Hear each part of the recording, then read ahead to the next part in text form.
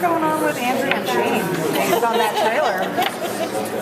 Based on the trailer? Based on the trailer. She wants to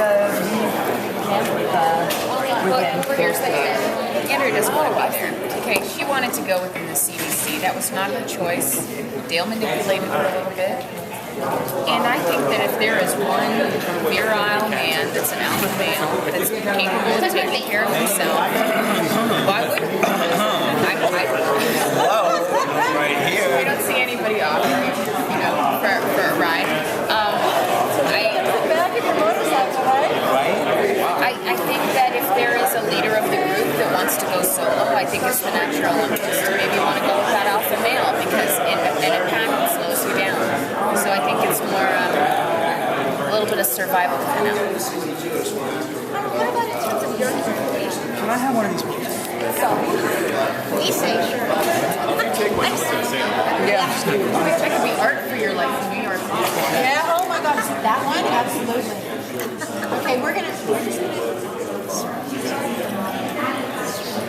I just want to know how you feel about the sort of arc of your character and where you've started to where you're going. I mean, talk a little bit about what it's like to play that. Let's see. Look, I'm not in the comic, so a lot of the stuff that Daryl comes up with, you have to figure out. You have Merle as a big brother, so I'm sure he, constantly bullied you, humiliated you, and you probably were always on the lower end of the totem. Why are the totem low? Who are these people? Now I have to deal with these people, and they left my brother to die. Is my brother still alive? If he comes back, would he be pissed? Where am I going to go? So all these things, but as far as where I'm going, I can't really tell you where I'm going. Other than it's much broader than what I'm just representing. So, and he's got there's more shades and colors inside. And they're all super interesting. And he's a really cool character. I'm excited to play him. I just want to jump in. I know I'm supposed to be the one answering questions, not asking. But I don't know if whoever was here last told you about the fact that the actors actually came into the writer's room and met with the writers to talk about their characters and who they are as the individual characters that they play. So maybe we could talk about that because that really informs everything that we're doing this season. Yeah, Frank Darabont opened up the writer's room to the lead actors, and we all had a chance to talk to these incredible writers who I have to say, if you liked season 1, season 2 is going to knock you out because these scripts are gorgeous. I mean, they are just... They're like diamonds, but they sat down with every single one of us and asked us about our points of view and what we were feeling at the end of season 6, and how we felt about other characters and hopes, dreams, aspirations, all of it, and it really helped infuse what they were doing in the writing. And now I pick up the scripts and I feel like they have all of our voices. It's really quite wonderful. And there's an arc that they organically were taking that they all had put together. But just in terms of our points of view, whether or not you're empathetic towards a certain cause or not, or your point of view about a person that they may or may not have picked up on, they really incorporated, and I feel like they've really fleshed out these characters beautifully. And I want to give props to the rest of the writers, just in case you don't know who they are. So obviously it's Frank and Robert Kirkman. Glenn Mazzar is our head writer, and we've got Evan Riley, Scott Gimple, Angela Kang, and David Leslie Johnson wrote a script for us. One woman in the writer's room, and I have to say, she's incredible. What about the violence and the gore on the show? Obviously, you said it was going to be a very not hold anything back show, and it still surprised me with the content. Have you had any battles with the second season about what you can show, or is it just not yet? AMC just letting you go with it? I mean, they've seen 2 episodes so far. We just finished shooting 204. We start 205 on Monday. So obviously because we're still in the editing process, but you know what? We were all on the same page going in.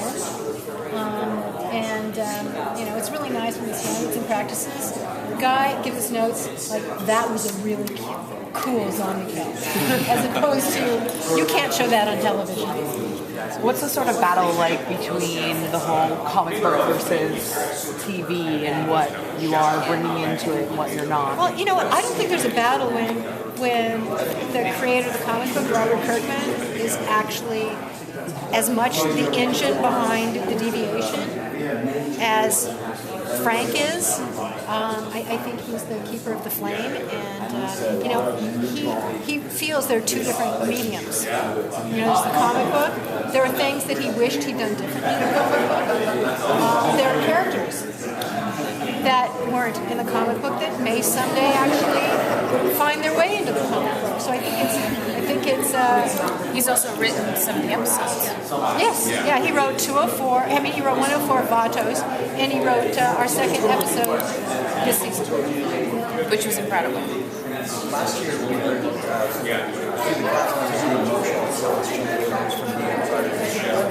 going into the second season was as pushing forward in the story. The exhausting ones to start placing them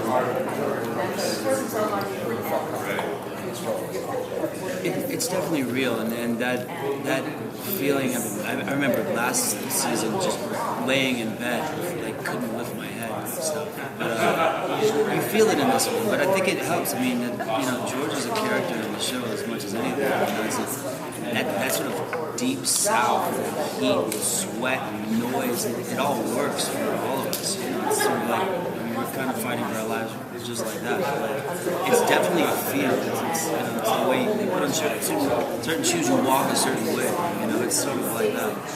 I also feel like in terms of the emotional journey, I mean, there's a passing of the baton. I mean, it's a difficult show. It's hot. It's high stakes. But like I held a baton last year, the death of Amy. I've passed it off this year without giving anything away. Everybody has their moment of loss and things that challenge them more than others. And that's what's so wonderful about an ensemble is that, it's like now it's their turn. And then you see their heartbreak and they go through, but in a beautiful storytelling way. But, we can't always be on the floor. We got to fight to survive. This is a survival show, so. And there's also fun. And and sexy. It's a lot of fun. And funny. And love and sexy. Do you feel like Andrea can be vulnerable again after kind of giving up and having this moment of just not wanting to live anymore? Can she still feel that loss, or will she be kind of hard, cold-hearted? Well, I don't necessarily. I can't say because it's a long journey, but I can't foresee her heart breaking like that again because Amy was like the love of her life. It was the only family she had left. Do I think that she's going to be tested? Absolutely. And I do not think she's lost her heart at all. She doesn't want to be a victim, so she's got a tougher skin, but she's very empathetic and cares about people. So if anything happens to anybody, I think it would affect her. And I hope she never loses her heart, or I don't want to play her. You said before that she's going to be more badass this year, as we also see in the comics. How has that progressed now that you're a few episodes in? I can't really give anything away, but I have to say that it's been very organic. The steps that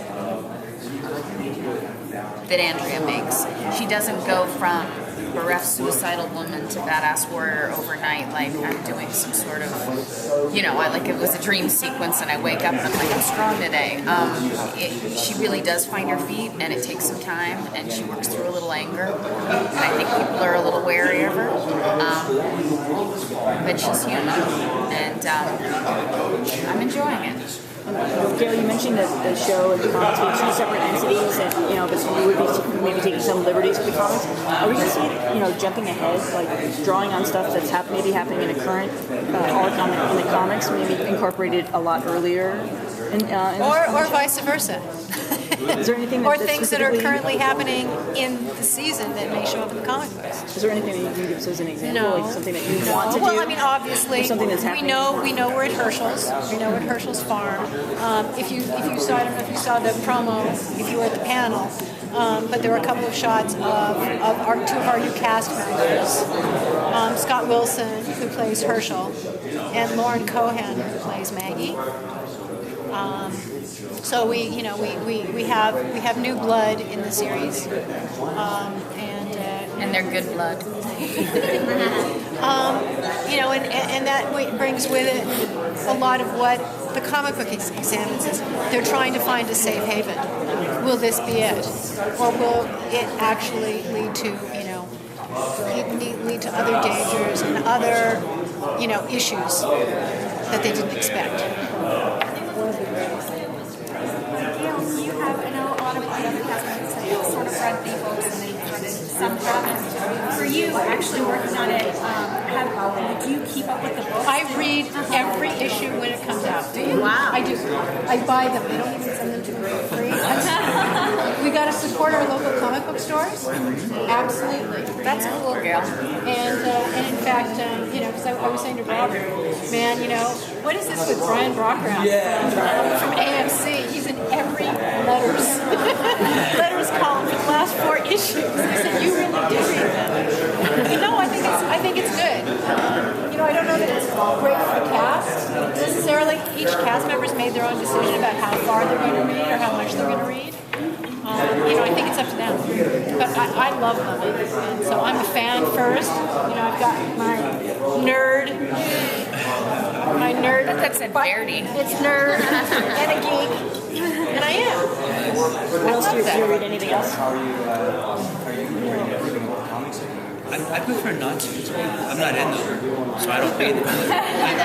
I don't necessarily want to know at this point. I feel like the comic book's amazing. The stories Robert's has done it's been amazing. But the show, it's also an animal in itself. I prefer to not know, to be honest. I read Compendium 1, and I think that's all I'm going to read for a while. Maybe as we go into season 3, I'll start reading, but I don't want to get too ahead of myself. God willing, we have season 3. We do season 7. Do you feel after being at it altered the way you saw the cast, like the character portrayed? You know what I mean? In terms of the way you were doing the show. Well, I read Compendium 1 before I started the show. I think the thing in the graphic novel, you never really saw Andrea before she was born. You saw her with her sister going, hey, this is fun, and then she gets attacked, and there's a tear, and then all of a sudden she's badass. It was really great working with Robert, and as for me, it was very collaborative, trying to come up with who was this woman prior to all of this happening. So no, it didn't affect, because if anything, we had to kind of come up with something from scratch that wasn't in the original graphic novel, but who she was before all this happened.